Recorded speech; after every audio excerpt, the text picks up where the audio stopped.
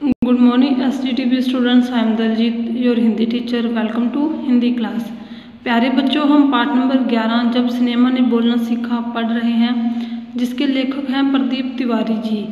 तो हमने क्या पढ़ा कि पहली बोलती फिल्म अलमारा बनी, जिसमें सभी किरदार बोल रहे हैं. उससे पहले जितनी भी फिल्में बनती थी वो मूक होती थी, उसमें कोई भी आवाज़ साउंड नहीं होती थी. ये फिल्म कब बनी? 14 मार्च 1931 को. चलिए हम पाठ का भाग नंबर 3 रीड करेंगे. भाग नंबर 3 देखेंगे. स्वाक फिल्मों के लिए पुरानी कथाओं, पारसी रंगमंच के नाटकों, अरबी प्रेम कथाओं को विषय के रूप में चुना गया. तो जो स्वाक जब बोलती फिल्में बनी उसके लिए कहानी चाहिए थी. कहानी में उन्होंने क्या लिया? पुरानी कथाएं, पारसी रंगमंच और अरबी प्रेम कथाओं को विषय के रूप में चुना. इनके अलावा कई सामाजिक विषयों वाली फिल्में भी बनी. ऐसी ही एक फिल्म थी खुदा की शान. इसमें एक किरदार महात्मा गांधी जैसा था, जिसके कारण स्वाक यानी कि बोलती सिनेमा को ब्रिटिश प्रशासकों की तीखी नज़र का सामना करना पड़ा. स्वाक सिनेमा के नए दौर की शुरुआत कराने वाले निर्माता निर्देशक अर्देशीर इतने विनम्र थे कि जब 1956 में अलमारा के प्रदर्शन के 25 वर्ष पूरे होने पर उन्हें सम्मानित किया गया और उन्हें भारतीय स्वाक फिल्मों का पिता, उन्हें क्या कहा गया? भारतीय स्वाक फिल्मों का पिता कहा गया. तो उन्होंने उस मौके पर कहा था, मुझे इतना बड़ा खिताब देने की ज़रूरत नहीं है, मैंने तो देश के लिए अपने हिस्से का जरूरी योगदान दिया है.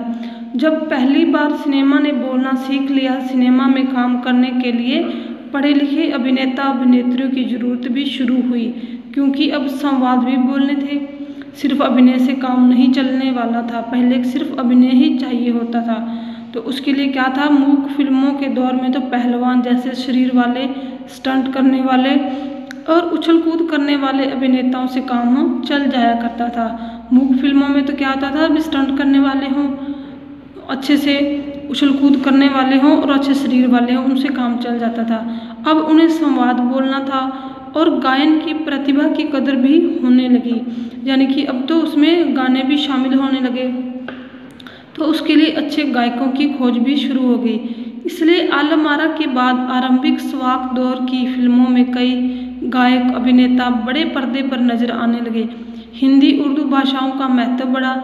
सिनेमा में देह और तकनीक की भाषा की जगह जन प्रचलित बोलचाल की भाषाओं का दाखिला हुआ. सिनेमा ज़्यादा देसी हुआ. एक तरह की नई आज़ादी थी, जिससे आगे चल हमारे दैनिक और सार्वजनिक जीवन का प्रतिबिंब फिल्मों में बेहतर होकर उभरने लगा. अभिनेताओं अभिनेत्रियों की लोकप्रियता का असर उस दौर के दर्शकों पर भी खूब पड़ रहा था. माधुरी नाम की फिल्म में नायिका सुलोचना की हेयर स्टाइल उस दौर में औरतों में लोकप्रिय थी. औरतें अपने केस सज्जा उसी तरह कर रही थी जैसे फिल्म में नायिका सुलोचना ने की. अर्देशीर ईरानी की फिल्मों में भारतीय के अलावा ईरानी कलाकारों ने भी अभिनय किया था. स्वयं अलमारा भारत के अलावा श्रीलंका, बर्मा और पश्चिम एशिया में पसंद की गई. भारतीय सिनेमा के जनक फाल्के को स्वाक सिनेमा के जनक अर्देशीर ईरानी की उपलब्धि को अपनाना ही था, क्योंकि वहाँ से सिनेमा का नया युग शुरू हो गया था.